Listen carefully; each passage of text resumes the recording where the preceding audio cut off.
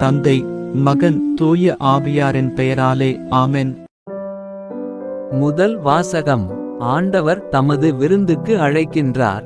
எல்லா முகங்களிலிருந்தும் கண்ணீரை துடைத்துவிடுவார். இறைவாக்கினர் எசாயா நூலிலிருந்து வாசகம். அதிகாரம் 25. இறை வார்த்தை 6 முதல் 10 முடிய. படைகளின் ஆண்டவர் இந்த மலையில் மக்களினங்கள் அனைவருக்கும் சிறந்ததொரு விருந்தை ஏற்பாடு செய்வார்.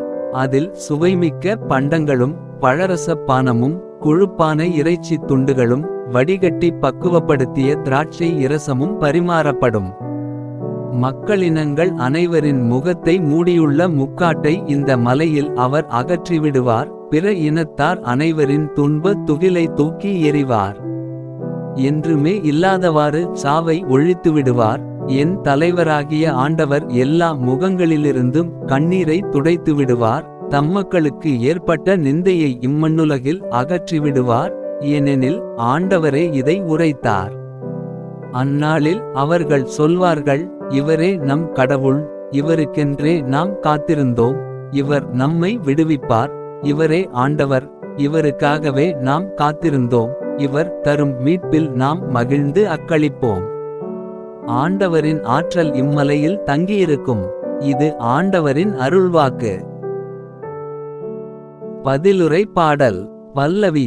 ஆண்டவரின் இல்லத்தில் நான் நெடுநாள் வாழ்ந்திருப்பேன். ஆண்டவரே என் ஆயர், எனக்கேதும் குறையில்லை. பசும்புல் வெளிமீது என்னை அவர் இளைப்பாறச் செய்வார். அமைதியான நீர்நிலைகளுக்கு என்னை அழைத்து செல்வார். எனக்கு புத்துயிர் அளிப்பார். பல்லவி. ஆண்டவரின் இல்லத்தில் நான் நெடுநாள் வாழ்ந்திருப்பேன். தம் பெயர்க்கேற்ப என்னை நீதிவழி நடத்திடுவார். மேலும் சாவின் இருள்சூழ் பள்ளத்தாக்கில் நான் நடக்க நேர்ந்தாலும் நீர் என்னோடு இருப்பதால் எத்தீங்கிற்கும் அஞ்சிடேன். கோலும் நெடுங்கழியும் என்னை தேற்றும். பல்லவி. ஆண்டவரின் இல்லத்தில் நான் நெடுநாள் வாழ்ந்திருப்பேன்.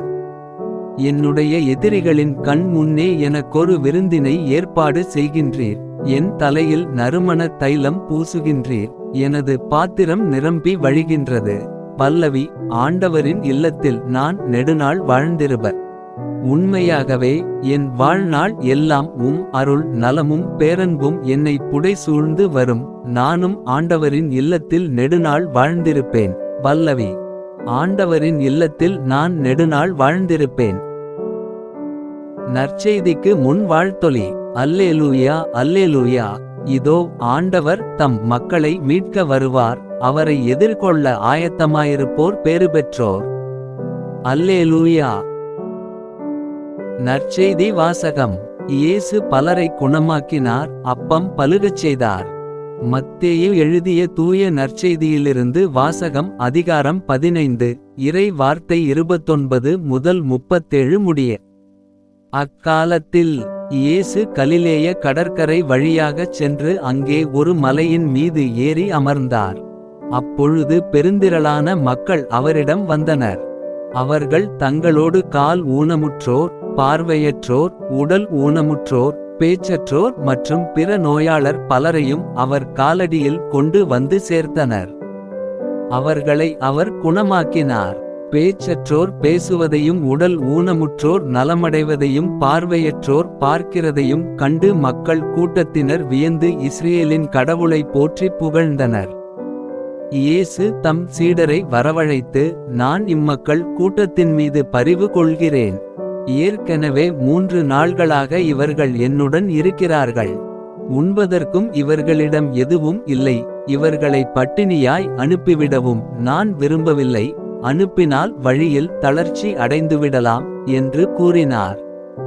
அதற்கு சீடர்கள் அவரிடம், இவ்வளவு திரளான மக்களுக்கு அளிக்க போதுமான உணவு நமக்கு பாலைநிலத்தில் எங்கிருந்து கிடைக்கும் என்று கேட்டார்கள். இயேசு அவர்களை பார்த்து, உங்களிடம் எத்தனை அப்பங்கள் உள்ளன என்று கேட்டார். அவர்கள், 7 அப்பங்கள் உள்ளன, சில மீன்களும் இருக்கின்றன என்றார்கள். தரையில் அமருமாறு மக்களுக்கு அவர் கட்டளையிட்டார்.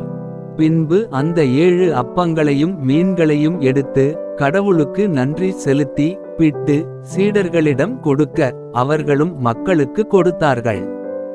அனைவரும் வயிறார உண்டனர். மீதியாய் இருந்த துண்டுகளை 7 கூடைகள் நிறைய எடுத்தனர். இது ஆண்டவரின் அருள்வாக்கு. உங்களுடைய பிரார்த்தனைகளையும் வேண்டுதல்களையும் நாளைய திருப்பலியில் ஒப்பு கொடுக்க விரும்புவோர் கீழ்காணும் மெயில் ஐடிக்கு உங்கள் வேண்டுதல்களை அனுப்பவும். அல்லது வீடியோவின் கீழ் கமெண்ட் செய்யவும். பிதா சுதன் பரிசுத்த ஆவியின் பெயராலே ஆமென். தின பிரார்த்தனைகளுக்காக லைக், சப்ஸ்கிரைப் மற்றும் பெல் ஐகானை கிளிக் செய்யவும்.